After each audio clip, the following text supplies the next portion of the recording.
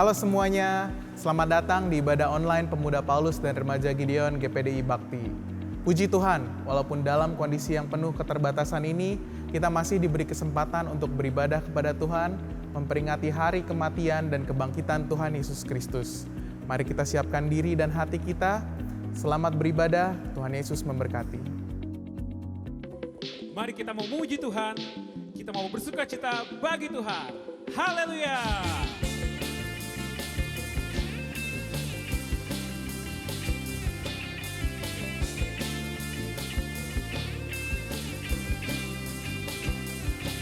Sekarang telah tiba keselamatan dan kuasa dan pemerintahan Allah kita, kuasanya yang diurapinya, karena telah dilemparkannya para pendakwa kita. Sekarang telah tiba keselamatan dan kuasa dan pemerintahan Allah kita, kuasanya yang diurapinya, karena telah dilemparkannya para pendakwa kita. Oleh darah anak domba, oleh kesaksian kita, iblis dikalahkan, kuasanya dihancurkan oleh darah anak domba. Haleluya! Oleh darah anak domba.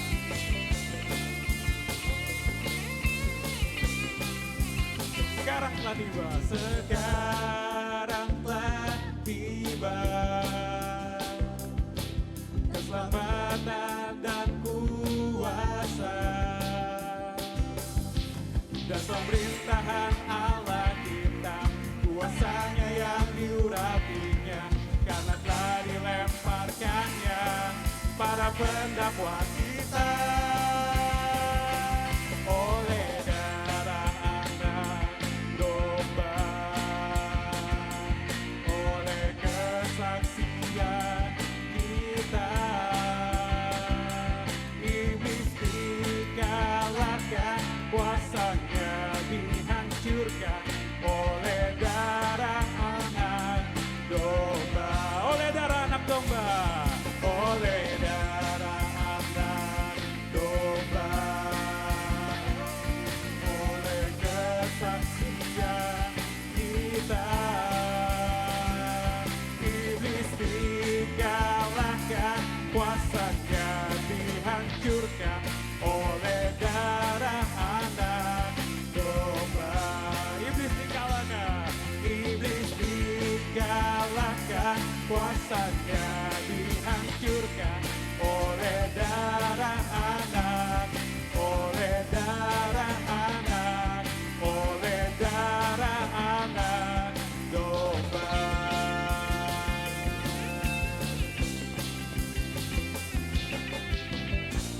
Haleluya.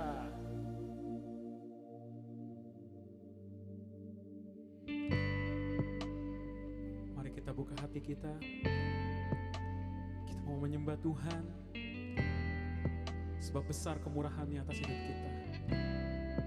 Haleluya Yesus. Terima kasih Bapa untuk semua pengorbanan-Mu atas kami Tuhan. Haleluya Yesus. Saat ku masuk ke hadirat-Mu, bawa persembahan ke tempat kudus-Mu. Pujian ku naikkan, sembah ku berikan bagi-Mu Allah yang mulia. Kau layakkan ku menghampiri-Mu, melihat tata kemuliaan-Mu.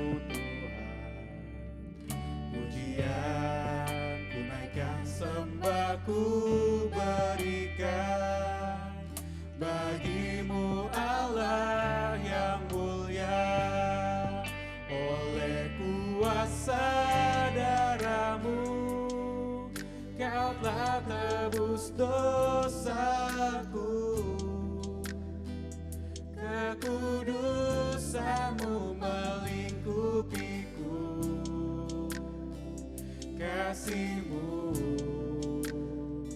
mengalir memulihkan hidupku.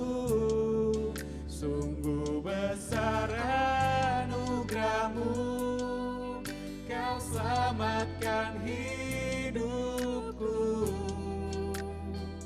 Ku menjadi ciptaan yang baru oleh kuasa darah-Mu.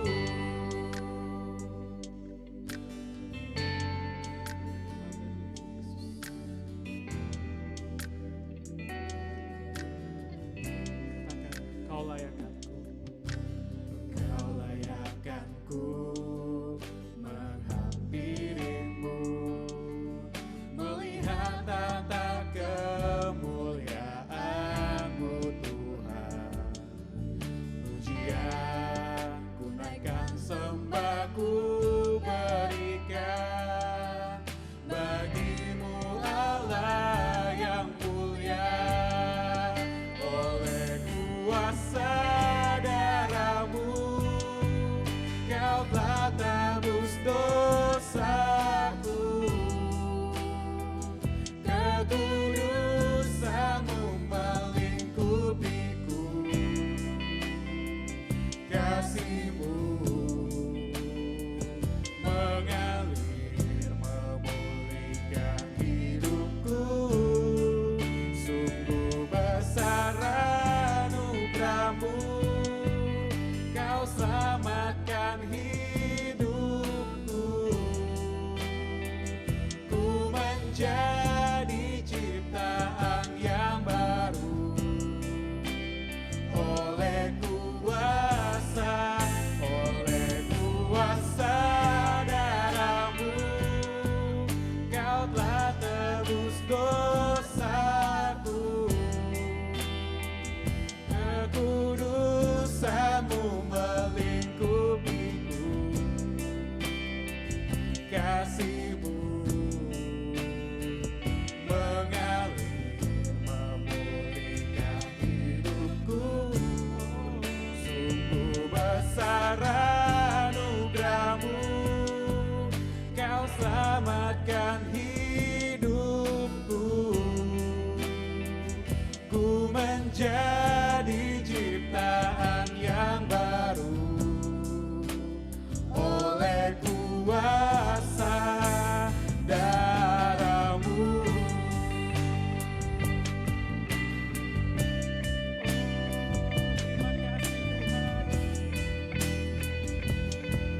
Semua karena kemurahan-Mu Bapa.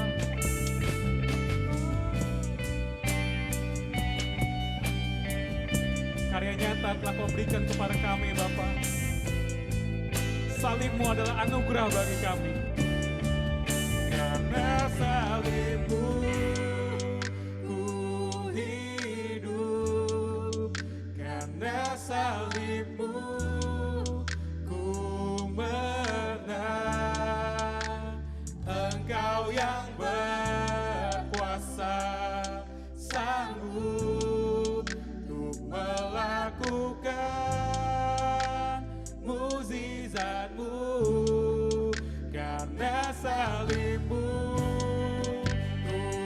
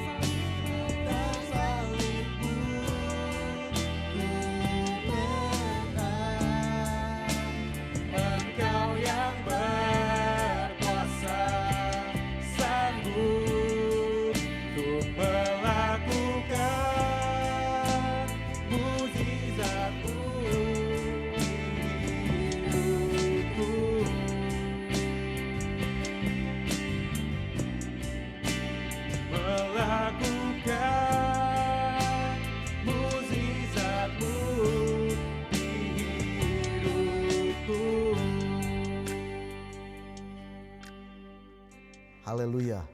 Bapa kami yang ada di dalam sorga, hati kami melimpah dengan ucapan syukur karena anugerah, kemurahan dan kebaikan-Mu selalu nyata dalam hidup kami.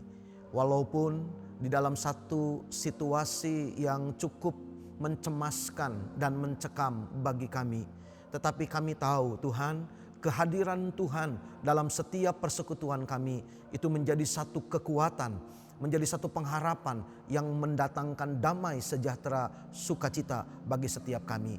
Dan biarlah Tuhan dalam ibadah online pemuda remaja pada sore hari ini, kami tahu Tuhan ada di tengah-tengah kami. Tuhan juga ada bersama dengan pemuda remaja dimanapun mereka berada pada saat ini. Ya Tuhan, biarlah kami boleh menikmati berkat Paskah yang senantiasa menjadi satu kekuatan bagi setiap kami. Paskah membawa pengharapan. Paskah memberikan kepada kami satu sukacita karena kami tahu, haleluya, Yesus sudah bangkit. Tuhan, terima kasih. Berkatilah firman-Mu, urapilah hamba-Mu, urapilah kami semua. Dan bila Tuhan berbicara, menyatakan isi hati-Mu bagi kami. Terima kasih Bapa, kami sudah berdoa di dalam nama-Mu, Tuhan Yesus Kristus. Haleluya, amin. Haleluya, puji Tuhan. Selamat sore saudara-saudara pemuda remaja yang diberkati oleh Tuhan Yesus. Pada sore hari ini kita boleh kembali bertemu walaupun di udara. Kita beribadah secara online karena situasi yang mengharuskan kita seperti ini. Tetapi saya percaya sukacita Tuhan, sukacita Paskah, yaitu Yesus sudah bangkit, itu menjadi bagian dari kita semua. Puji Tuhan, saudara-saudara yang kekasih di dalam Tuhan, Paskah adalah sesuatu yang tentu tidak asing lagi bagi kita.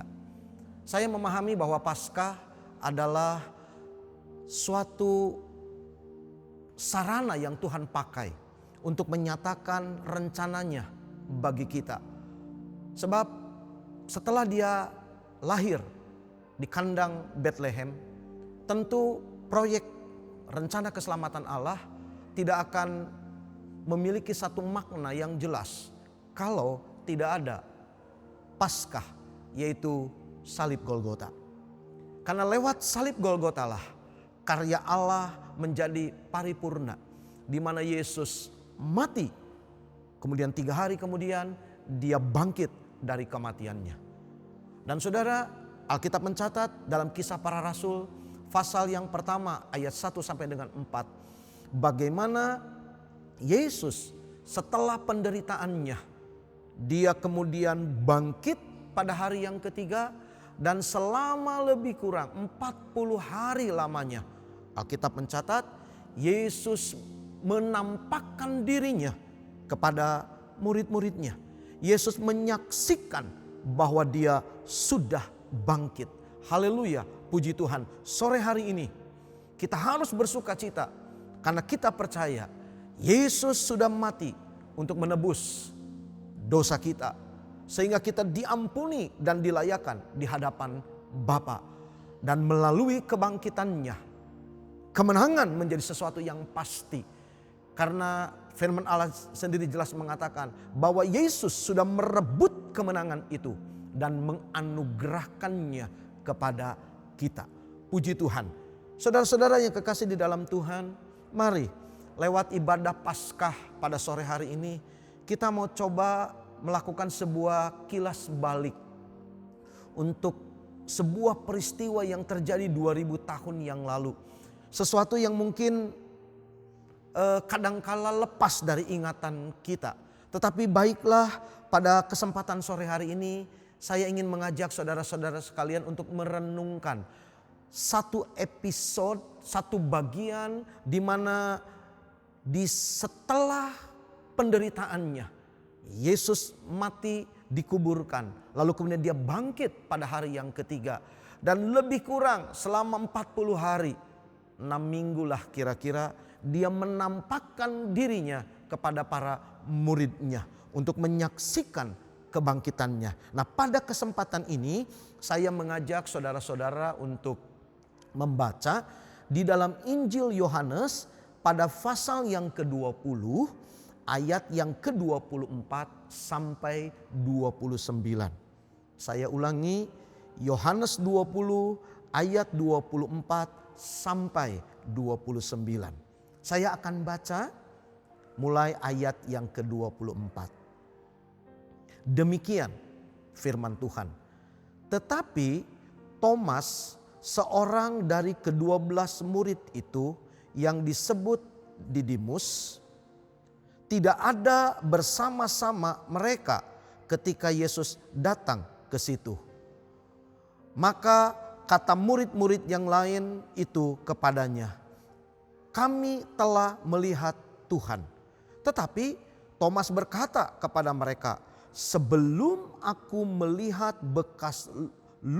bekas paku pada tangannya, dan sebelum aku mencucukkan jariku ke dalam bekas paku itu, dan mencucukkan tanganku ke dalam lambungnya, sekali-kali aku tidak akan percaya."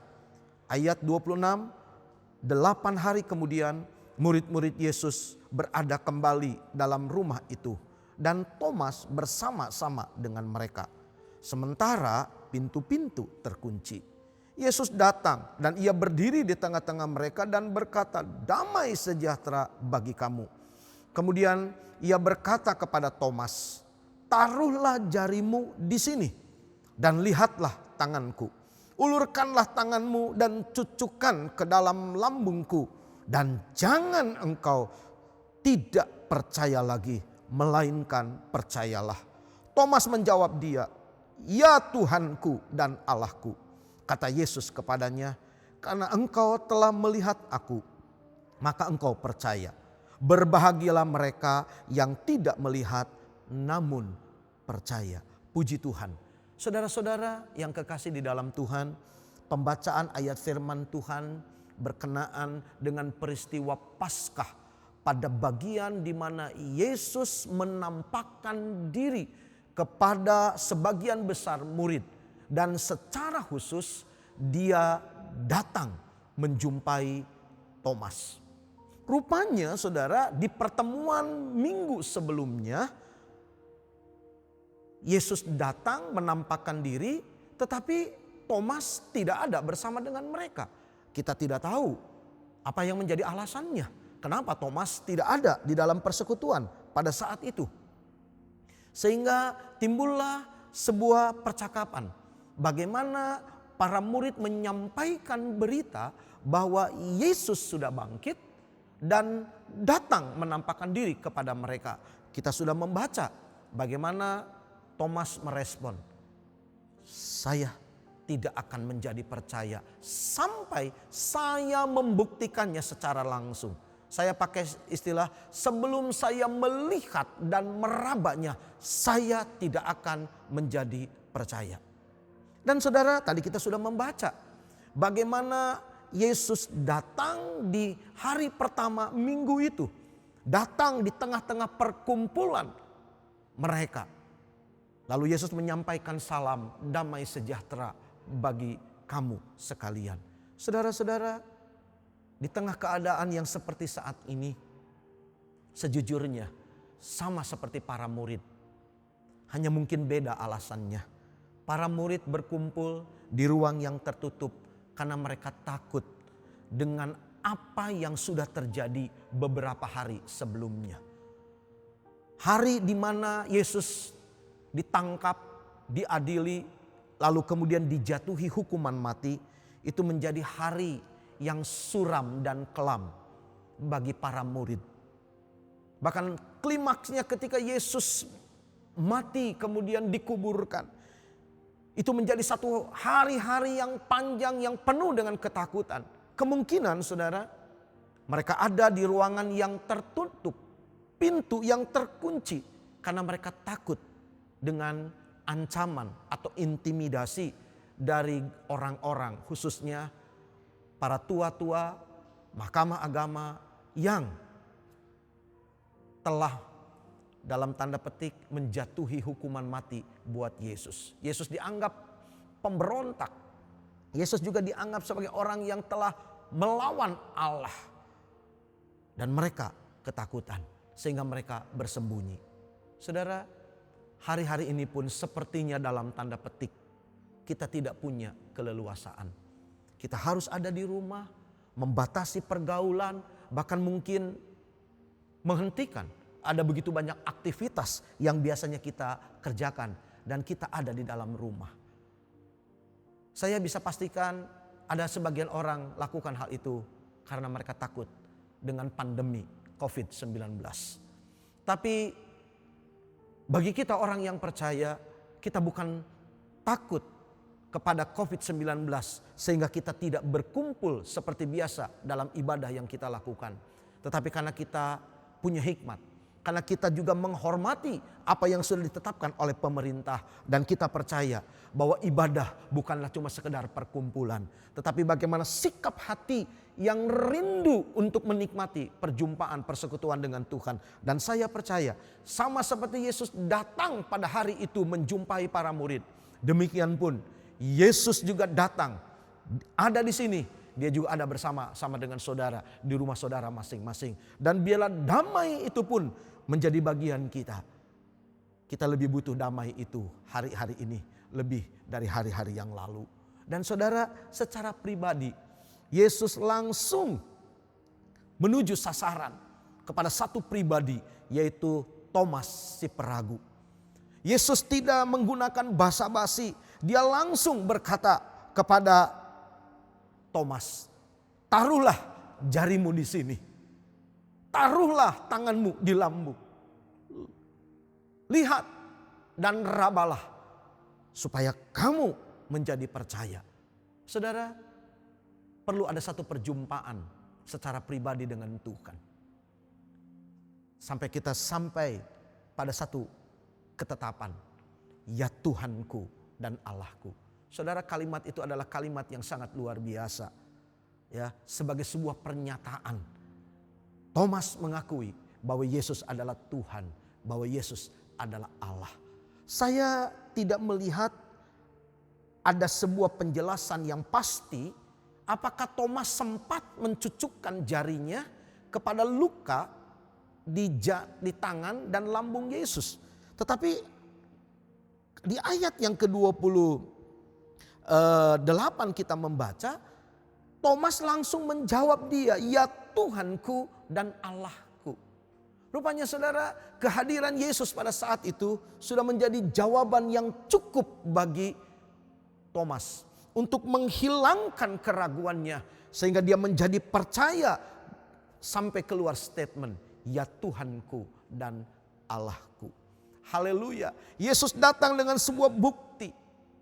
Saudara, saya sempat merenung.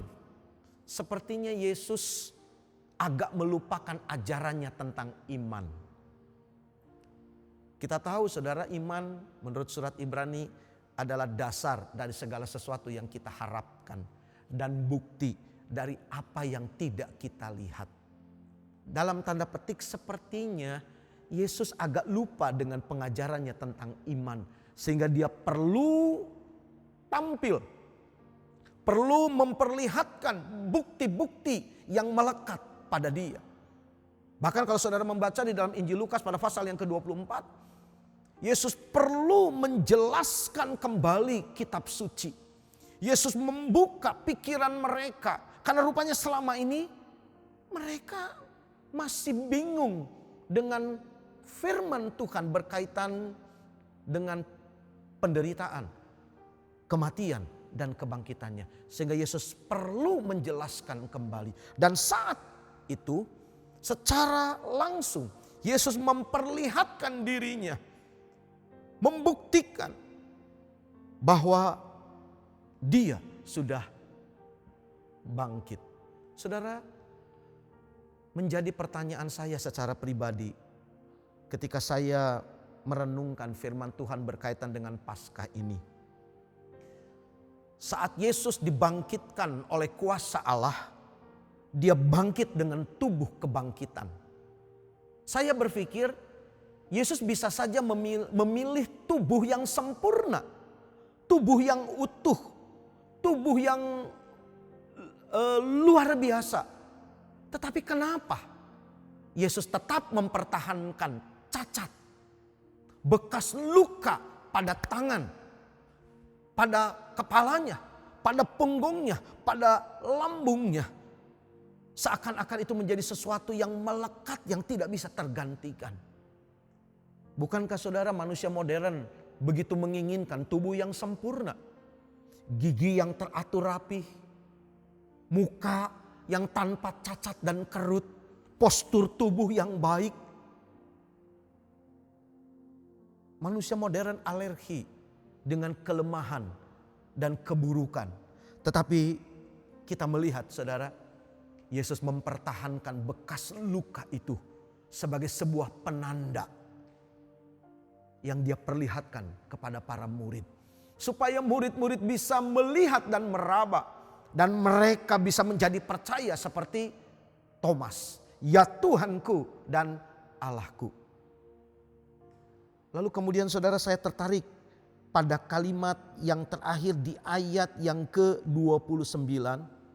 Yaitu berbahagialah mereka yang tidak melihat namun percaya. Saudara, kita yang hidup di akhir zaman ini, biarlah kita menjadi orang-orang yang berbahagia. Kenapa?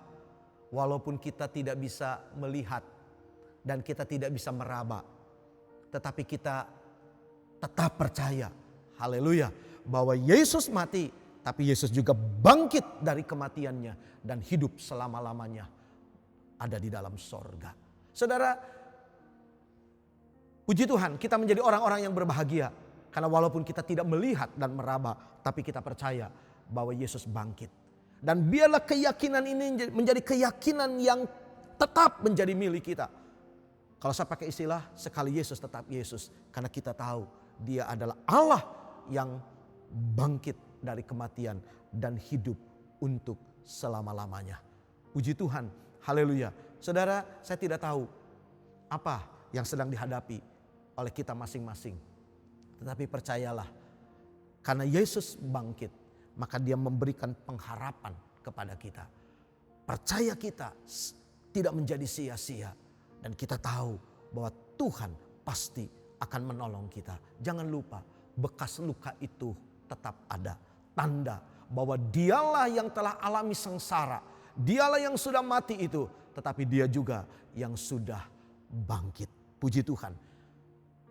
Ayat yang terakhir yang ingin saya bacakan bagi saudara-saudara sekalian terambil dalam 1 Petrus pada pasal yang pertama ayat yang ke-8 dan 9. 1 Petrus 1 ayat 8 dan 9 berbunyi demikian. Sekalipun kamu belum pernah melihat dia, namun kamu mengasihinya. Kamu percaya kepada dia sekalipun kamu sekarang tidak melihatnya. Kamu bergembira karena sukacita yang mulia dan yang tidak terkatakan. Karena kamu telah mencapai tujuan imanmu, yaitu keselamatan jiwamu.